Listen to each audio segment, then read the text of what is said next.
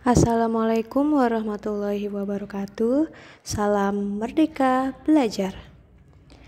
Perkenalkan, nama saya Inga Regita Efman SPD, guru kelas 4 SD Negeri Karawaci 13, Kecamatan Karawaci, Kota Tangerang, Banten. Setelah mengikuti pelatihan mandiri Merdeka Mengajar yang mana terdiri dari 7 topik, pada kesempatan ini, saya akan melaksanakan aksi nyata pada topik yang pertama, yaitu Merdeka Belajar. Menyebarkan pemahaman Merdeka Belajar.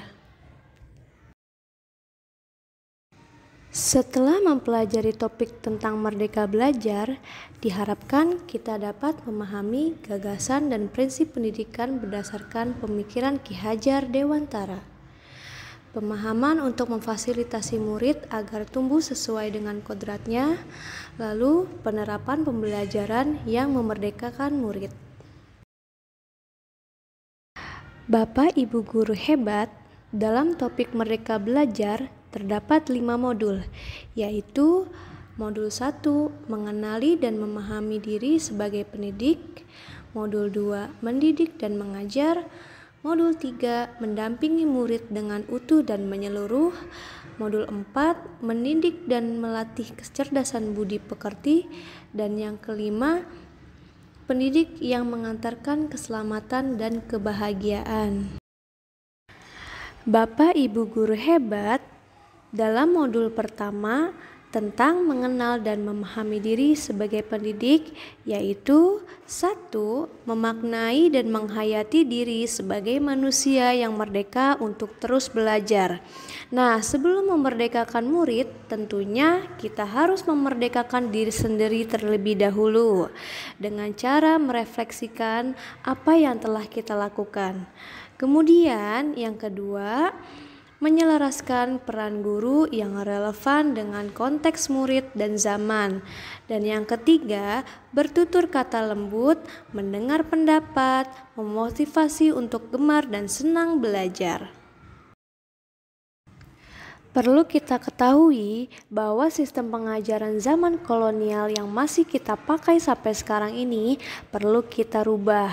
Sistem pengajaran tersebut diantaranya meminta murid berdiri di depan kelas saat lalai mengerjakan tugas, murid duduk rapi menghadap ke depan dengan kelas yang hening, melakukan perankingan berdasarkan nilai pengetahuan, menyeragamkan pembuatan tugas, dan memukul murid ketika tidak mengerjakan tugas. Lantas, bagaimana mendidik dan mengajar pada kurikulum Merdeka Belajar?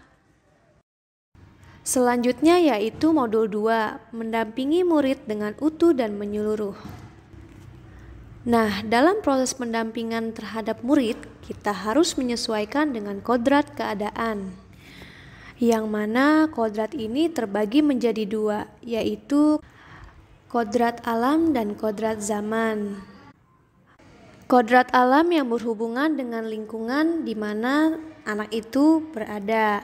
Sedangkan kodrat zaman berkaitan dengan isi dan irama, yakni disesuaikan dengan zaman anak tersebut berkembang.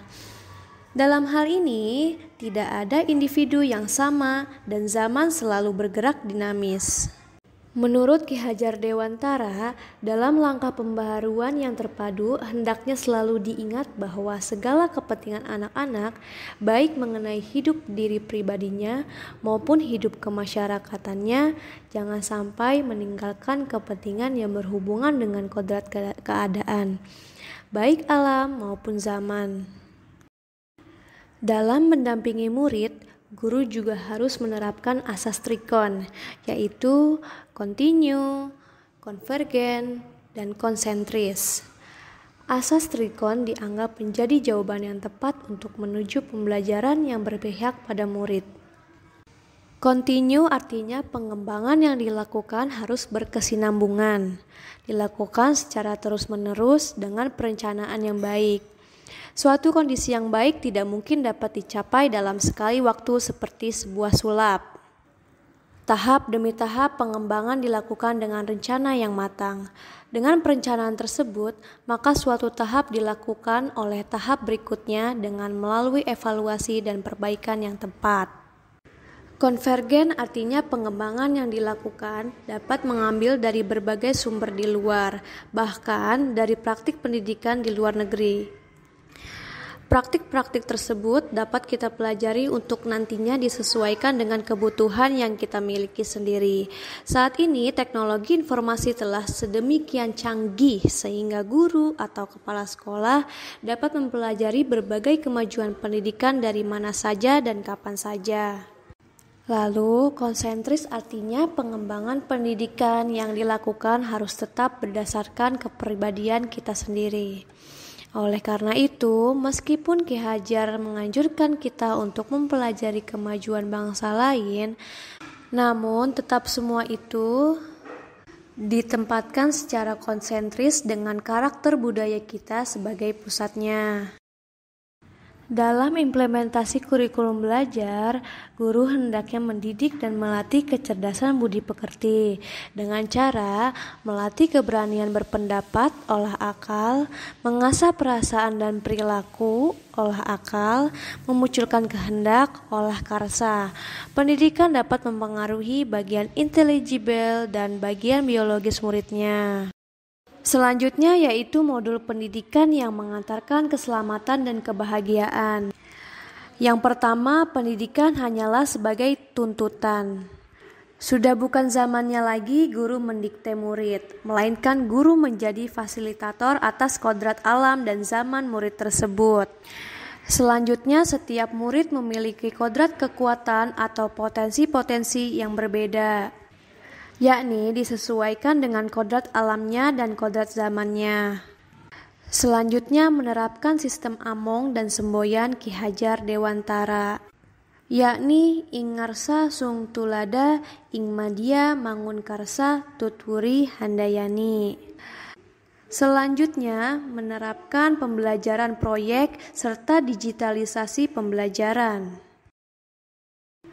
Terdapat trisentra pendidikan, yaitu pertama keluarga, sekolah, dan masyarakat. Pendidikan keluarga merupakan dasar pendidikan bagi anak, terutama terkait dengan nilai-nilai agama, budi pekerti, bersikap dan berperilaku serta cara pandang terhadap sesuatu, yaitu menanamkan kepada anak dan anggota keluarga lain akan hal-hal baik yang perlu dilakukan dan hal-hal yang tidak baik agar dihindari atau dijauhi oleh anak dan seluruh anggota keluarga. Sekolah adalah tempat memberikan pandangan kepada peserta didik dalam mensikapi hal-hal yang baik dan buruk, yang baik untuk dilakukan maupun tidak, yang dilakukan dengan metode pendidikan sekolah. Masyarakat merupakan sekumpulan manusia yang saling berinteraksi dalam suatu hubungan sosial. Anak dalam pergaulannya di lingkungan masyarakat tentu banyak interaksi secara langsung maupun tidak langsung. Oleh karena itu, anggota masyarakat diharapkan dapat menciptakan lingkungan yang baik, memberikan keamanan dan kenyamanan anggota masyarakatnya. Hal itu bisa tercipta jika keluarga-keluarga dalam masyarakat semua berusaha menciptakan ketahanan keluarga. Demikianlah pemaparan aksi nyata dalam topik Merdeka Belajar dari saya. Terima kasih. Salam Merdeka Belajar. Wassalamualaikum warahmatullahi wabarakatuh.